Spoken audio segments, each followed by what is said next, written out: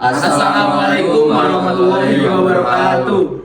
Kami dari kelompok 3 burung, saya Jokpin Brilian Pramustia 22523190. Saya Adi Prasetyo dengan NIM 22523182. Saya dengan Noval Anabi Mudafa dengan NIM 22523147. Kami di sini akan mempresentasikan hasil karya tulis ilmiah kami yang berjudul Sistem Rekomendasi Film dengan menggunakan metode RNN.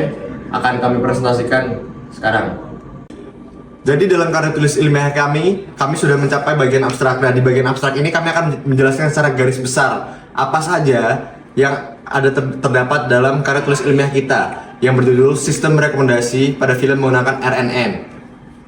Jadi dalam RNN ini akan meningkatkan signifikan di slide ini dari penggunaan metode RNN atau bisa disingkat Recurrent Neural Network dibanding metode tradisional, dan kita di sini mengulas tentang RNN, LTSM, GRU, Deep Learning. Itu adalah keywordsnya. Nah, dalam penggunaan LTSM dan GRU itu akan adanya peningkatan akurasi dan relevansi dalam rekomendasi film.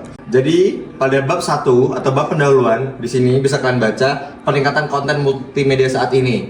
Nah, itu ada beberapa poin. Yang pertama, ketersediaan konten yang melimpah. Itu yang diperlukan masyarakat saat ini, seperti platform Netflix atau Amazon Prime atau Disney Plus dan semacamnya. Dan masalah yang dialami oleh pengguna adalah memilih preferensi atau memilih film yang sesuai berdasarkan keinginan mereka. Di era digital saat ini, ketersediaan konten media online itu banyak banget. Yang pertama itu ada Netflix, Amazon Prime, Disney. Itu sudah menyediakan akses ke banyak film, bahkan ribuan film yang diinginkan oleh masyarakat. Yang dipermasalahkan adalah begitu banyaknya pilihan orang-orang ini sehingga mereka bingung untuk memilih mana film yang harus ditonton sesuai keinginan mereka. Dan terkadang sistem ini tidak mampu untuk memunculkan rekomendasi yang pengguna inginkan. Lalu di PPT poin kedua bisa dibaca pembatasan metode tradisional. Nah, masalah di metode tradisional ada 3, yaitu collaborative filtering dan content based filtering. Yang kedua, keterbatasan dalam menangkap preferensi. Preferensi itu keinginan dari si pengguna. Itu biasanya sangat kompleks, jadi mereka susah untuk menangkap. Yang ketiga itu masalah code start atau untuk pengguna baru atau untuk konten baru atau untuk film baru. Meskipun banyak platform yang sudah mengimplementasikan metode tersebut, tapi masih ada beberapa masalah yang perlu diatasi. Banyak sistem rekomendasi ini mengenalkan metode seperti collaborative filtering dan content based filtering yang memiliki keterbatasan dalam menangkap keinginan pengguna atau ketertarikan pengguna yang kompleks dan dinamis. Selain itu ada masalah cost start juga yang dialami oleh pengguna baru atau konten-konten baru.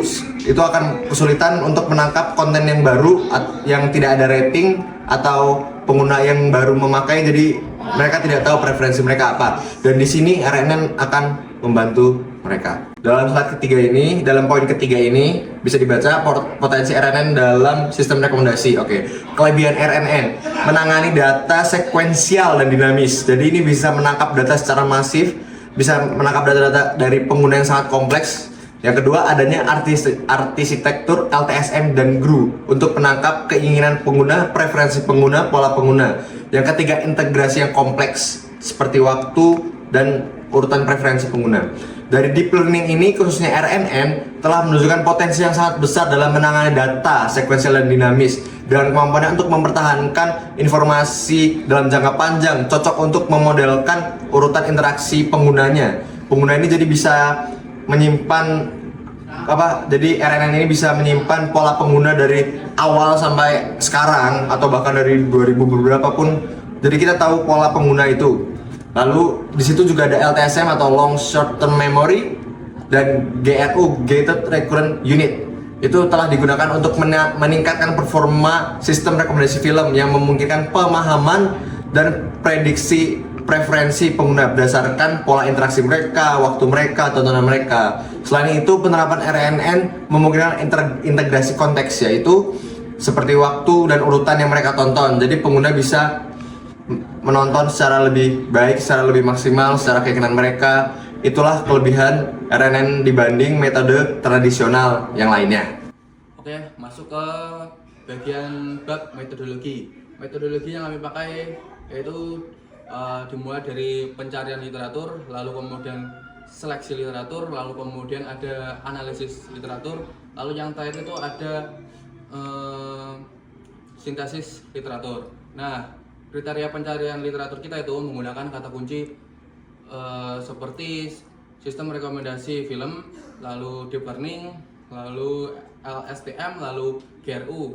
Nah, publikasi dari 10 tahun terakhir itu dipertimbangkan dengan fokus pada jurnal dan konferensi yang ditinjau.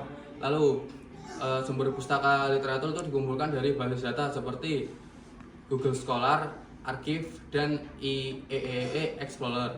Nah, kemudian lalu selanjutnya ada di bagian seleksi literatur. Seleksi literatur kita itu menggunakan metode Prisma. Agar apa? Untuk menyaring dan memilih artikel yang paling relevan. Lalu kemudian dengan metode Prisma itu kita itu bisa memastikan bila seleksi literatur dikerjakan secara ketat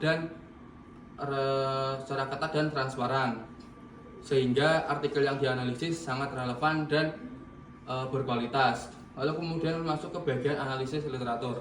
Analisis literatur itu kita mengkategorikan berdasarkan metode RNN yang digunakan, dataset yang digunakan, metrik evaluasi, dan juga temuan utama. Nah, di sini selanjutnya itu ada diskusi dan sintesis, yang mana itu diamati dari tren utama yang ada bersama dengan tantangan umum dalam pengimplementasian sistem rekomendasi film berbasis RNN seperti masalah kelangkaan data dan skala.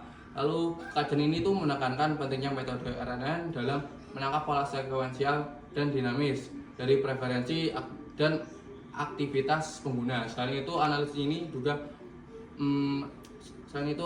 ini juga meliputi strategi untuk mengatasi tantangan yang didapat seperti adanya penggunaan data augmentasi untuk mengatasi dalam masalah kelangkaan data, serta optimasi algoritma untuk memberikan penjelasan praktis bagi pengembang sistem untuk memberikan rekomendasi dan meningkatkan kinerja. Lalu selanjutnya juga untuk mempermudah pengguna dan meningkatkan relevansi rekomendasi film untuk masa depan. Dan selanjutnya ada hasil dan pembahasan. Literatur yang kami analisis menunjukkan dua metode RNN yang paling umum digunakan adalah LSTM dan GRU.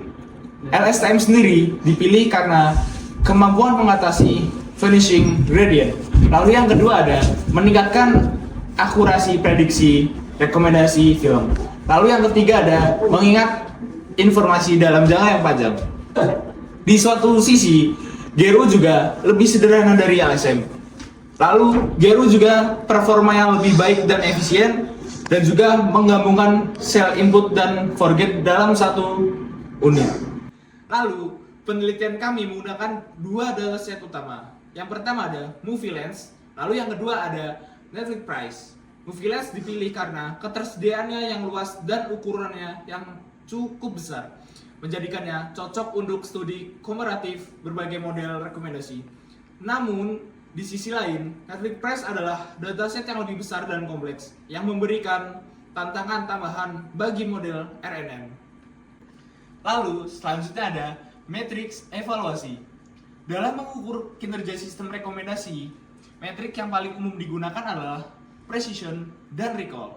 Precision mengukur seberapa baik model dalam merekomendasikan item yang relevan, sementara recall mengukur seberapa banyak item relevan yang berhasil direkomendasikan oleh model. Dari penelitian yang kami analisis, ditemukan bahwa model GRU dapat meningkatkan precision dan recall dibandingkan dengan model non-sequential. Dari literatur yang kami analisis, ada beberapa temuan utama yang perlu diperhatikan. Yang pertama, RNN, khususnya LSTM dan GRU, terbukti sangat efektif dalam menangkap pola sekuensial dalam data rekomendasi film, yang secara signifikan meningkatkan akurasi dan relevansi rekomendasi. Lalu yang kedua, meskipun dataset seperti Movie Lens dan Netflix menyediakan data yang luas, keterbatasan dalam jenis dan representasi pengguna dapat memengaruhi hasil model. Lalu yang ketiga adalah teknik optimasi seperti regulasi dan tuning hyperparameter sangat penting untuk meningkatkan performa model RNN. Dengan optimasi yang tepat, model RNN dapat mencapai hasil yang lebih baik dan lebih relevan bagi pengguna. Oke, masuk ke dalam kesimpulan. Jadi di kesimpulan itu ada beberapa poin penting utama. Yang pertama itu ada RNN itu efektif dalam sistem rekomendasi film. Lalu yang kedua itu arsitektur LSTM dan GRU itu menangkap pola sekuensial dalam data pengguna. Nah, dalam kajian literatur ini, kami itu menemukan kemajuan signifikan dalam penggunaan RNN untuk sistem rekomendasi film. Pendekatan RNN khususnya dengan arsitektur LSTM dan GRU terbukti efektif dalam menangkap pola sekuensial dalam data pengguna yang tidak dapat ditangani dengan baik oleh metode tradisional seperti kolaboratif filtering dan content based filtering. Lalu selanjutnya ada di poin ketiga, yaitu penggunaan RNN dalam meningkatkan akurasi dan relevansi rekomendasi. Nah, studi-studi yang dianalisis menunjukkan bahwa penggunaan RNN dalam meningkatkan akurasi dan relevansi rekomendasi film secara signifikan. Dataset umum seperti Movie Lens dan Netflix Price digunakan secara luas untuk menguji performa model RNN. Evaluasi dilakukan menggunakan metrik seperti precision dan recall. Lalu selanjutnya masuk ke poin keempat. Poin keempat itu ada pre-processing data dan pre-processing data yang efektif yang sangat penting. Nah, dari temuan kajian ini di beberapa langkah terbaik diidentifikasi. Pertama, pre-processing data yang efektif sangat penting untuk meningkatkan kinerja model. Kedua itu ada pemilihan arsitektur RNN yang sesuai seperti LSTM dan GRU adalah kunci untuk menangkap pola sekuensial dalam data. Terakhir itu ada optimasi hyperparameter yang merupakan langkah krusial untuk mencapai performa maksimal dari model RNN. Nah, dalam penelitian ini lebih lanjut direkomendasikan untuk menjelajahi penggunaan dataset yang lebih beragam dan mengembangkan metode yang lebih efisien untuk mengatasi kelangkaan data serta kebutuhan komputasi. Dengan memperluas cakupan dataset, kita dapat meningkatkan generasi model dan membuat rekomendasi yang lebih relevan. Sekian hasil presentasi karya tulis ilmiah kami tentang sistem rekomendasi film dengan menggunakan metode RNN. Kami izin undur diri, mohon maaf bila ada salah kata. Wassalamualaikum warahmatullahi wabarakatuh.